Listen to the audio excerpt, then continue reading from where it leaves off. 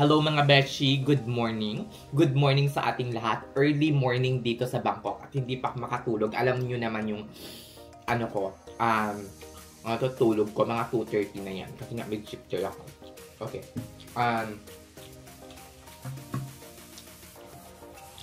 Ayan. Magsasalita lang ako tungkol sa, talamak. Lumalalang racism. Siguro sa dami na rin ng hindi naman ito yung first time lang siguro or hindi lang sa ganitong panahon nagkaroon ng racism pagdating or pagiging choosy ng mga pasyente pagdating sa ating mga Asian people. Meron din namang mga, siguro sa ibang state or ibang mga Amerikano na preferred nila talaga yung sometimes mas gusto nila yung alagang Pinoy. Pero aminin man natin o hindi mga beshi, sa padaming mga nurses dito sa Amerika sa ngayon, ang racism or, pangungutya, pang-insulto sa ating lahi ay masyado nang dumadami or nagiging common. In short, ako mismo, mga kaibigan ko at iba pa ay nakaranas na nito ng bonggang-bongga. As in to the highest level. I'm sorry. I'm sorry. Parang na Ayun. Ako mismo ay nakaranas na. As in ng sobra. Nung bago pa lang ako na, kaka-release ko pa lang noon galing orientation, merong isang napaka-ambisyosang puti na Amerikano. Aminin man nila o hindi, ay racist. Racist talaga tong mga hinayupak na to mga beshi. As in.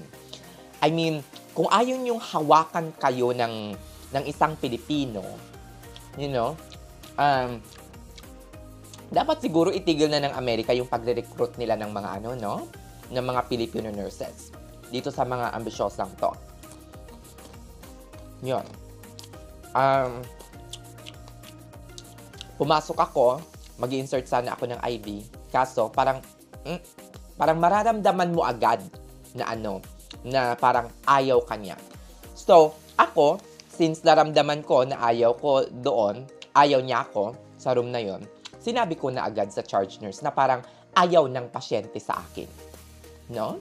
Ayoko nang lumala yung sitwasyon. Kasi kunyari, tinusukan ko tapos hindi nakapasok, yan yung magiging puntos nila or gagawin nilang dahilan para mas lalo kang ibaon. 'Di ba? At sabihin na parang wala kang alam. You cannot guarantee any IV, especially kung ang pasyente ay walang ugat, walang magandang ugat, so you cannot guarantee one shot, definitely. Kahit ikaw pa yung pinakamagaling na sa IV cannulation. So, ang ginawa ko, kinausap ko yung charge nurse kung pwede makipagpalit na lang sa katabi kong nurses na mayroong bed assignment, kasunod ng mga bed assignment ko. So, nagawa naman. As in, obvious na obvious. Ang pinakamalala ay itong nagwawalang pasyente na isa pa na napaka-ambisyosa, as in. Tapos, sinabihan ako ng kung ano-anong mga masasakit na salita. Yes, aaminin ko, yes, we can call police, we can call everyone, we can call kahit hatakin mo na ang isang batalyon ng mga sundalo. Anong magagawa nila? Anong nagawa? Ang tanong, ano ang nagawa after nun? Nung tinawag na yung mga pulis?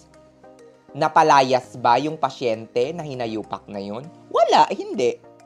Okay? Not unless violent na yung pasyente or sinaktan or sinampal ka na. Pero kung verbally abusive, wala pa rin silang nagawa, day, para palayasin yung pasyente. Kahit wala namang active case, di ba? Kung napakawalang kwenta. Meron pang ilang mga, ang dami ng instances na puro Asian ang involved, as in ngayon sa unit namin, nakakaloka. At ang management parang tikom ang bibig, wala namang nagagawa. Okay? So, ang tanong mga beshi, magpapastress pa ba tayo sa mga ganito? Siguro, kung kailangan natin ng trabaho, I would not say na tiisin natin yung mga ganitong bagay. Di ba? May magagawa ba tayo? No? siguro ang tanging natin magagawa ay umalis sa bedside.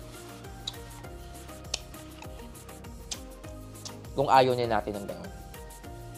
Kasi as in, sobra na. Wala namang nagagawa eh.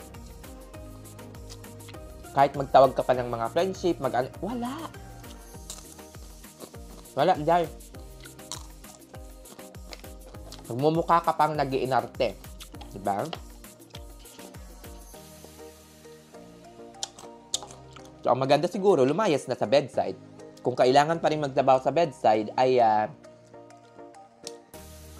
asunat na malaman mo na hindi ka safe, feeling mo hindi komportable yung pasyente sa'yo, lumayo ka na. No? Hanggat maaari ay lumayo ka na. Inform your charge nurse na hindi mo kayang makipag-deal sa pasyenteng iyon kasi may history na ng pagiging violente towards Asian nurses. Again, I repeat this, Asian nurses. Kasi sometimes mabuti naman sila eh. Mabuti naman sila sa mga kapwa nila. No? Pero sa mga Asian nurses lang. Hindi ko alam kung bakit.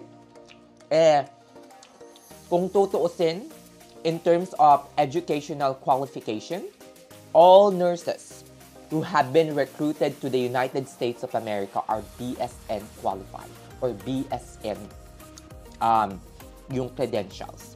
No? Not all American nurses are BSN. O, diba?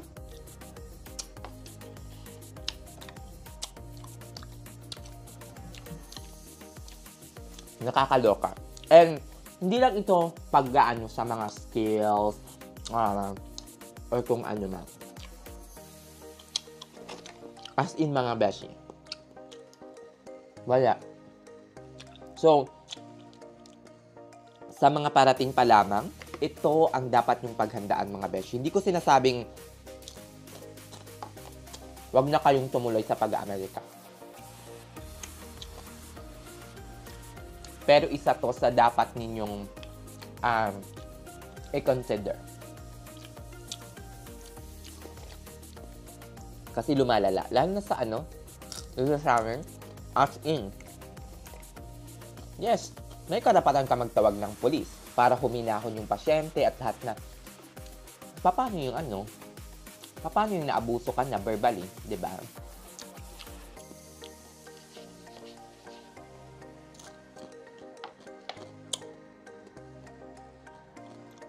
Imaginin mo, may nurses dito na nasapak at nasuntok ng pasyente. Wala mang ng compensation yung ospital. What the fuck?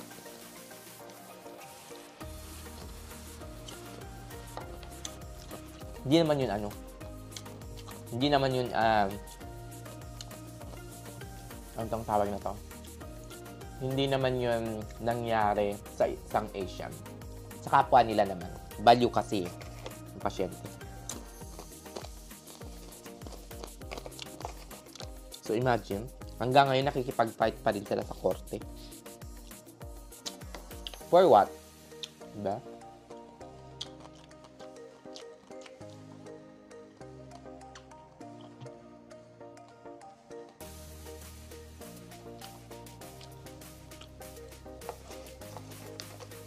So, as in,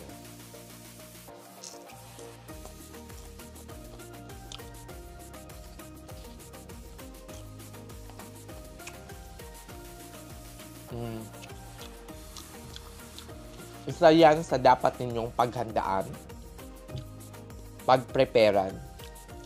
Kasi kahit gaano ka pa katapang, gaano ka pa kagaling, gaano ka pa as in, hindi na may kakaila ng Amerika na merong Asian hate. You know? Pagdating sa mga nurses. As in to the highest level. Mga beshi. Hindi ito gawa-gawa lamang, ha?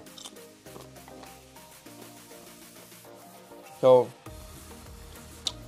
if I were you, nasa inyo yan. Hindi ko alam kung anong sitwasyon sa ibang mga states. Pero as in, damang-dama mo. Damang-dama mo yung pang-aapi. Damang-damang mo yung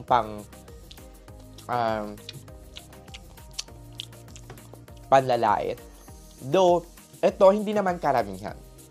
Pero isolated lang. I mean, this happens once in a month, once in 2 weeks, mga ganyan. Hindi siya madalas or everyday. Pero, ang problema dito, walang nagagawa yung administration eh.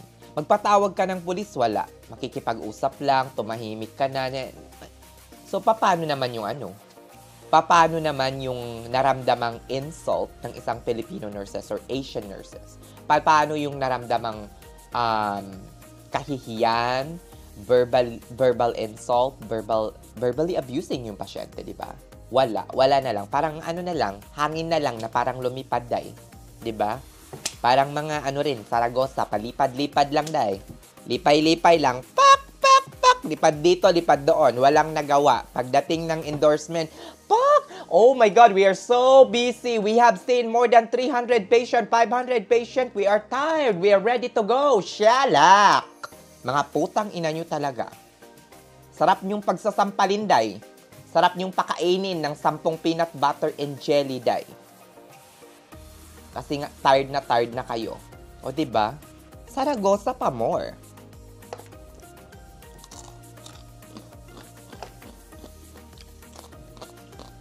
Yung parang, pak, pak, pak. Ang galing-galing ko, pak. Ang galing-galing kong umupo. Makipagdaldalan. Diba? Ang galing kong makipagtsikahan sa mga nurse, sa mga patients. Tapos walang ginawa. Pak. Siyalak. Saragossa pa more. Diba? Ano pa? Ay nako, may mga rin dito. Hindi lang pasyente na racist. Pati mga charge nurses. Pati mga nurses nyo. Mga ambisyosa din dahil. Feeling nagmamagaling. Diba? Kala mo kung sinong katalinuhan. Kung pare-pareho din naman tayong we're the same BSN, wag na kayong mag-day. O kaya pare-pareho lang naman tayong RN, wag kayong mag-day. Kung meron kayong CEN, CEM, TCRN, diba? CCRN, doon kayo mag-day. Magmaasim or, magmayabang sa amin. Kung pare-pareho lang naman tayo, ay naku, day, tumigil na kayo, day, at isusubsob ko yung mukha ninyo sa inidoro. Nakakaloka, day. As in. Charis, joke lang yon. Hindi naman sa inidoro, nakakaloka kayo eh. Bedpan lang. Mga shalak! Diba? Nakakaloka. Kala mo kung sinong mga matatalino. Pero yun pala, mga, no comment na naman. No comment na ako, day. Kaloka. Matalino, pero tamad. Tamad-tamaran. Ang sarap pagsasampalin, no? Pagsasampalin ng bedpan. Tsaka yung pure wick. Pak! Pak! Pak! Shelak! O siya, sige na mga inday. Hanggang dito na lang ang aking vlog at matutulog na ako. Thank you so much sa palaging panonood ng aking vlog. I-upload ko talaga to right after this moment. Right after, as in now na. Pak! Shelak!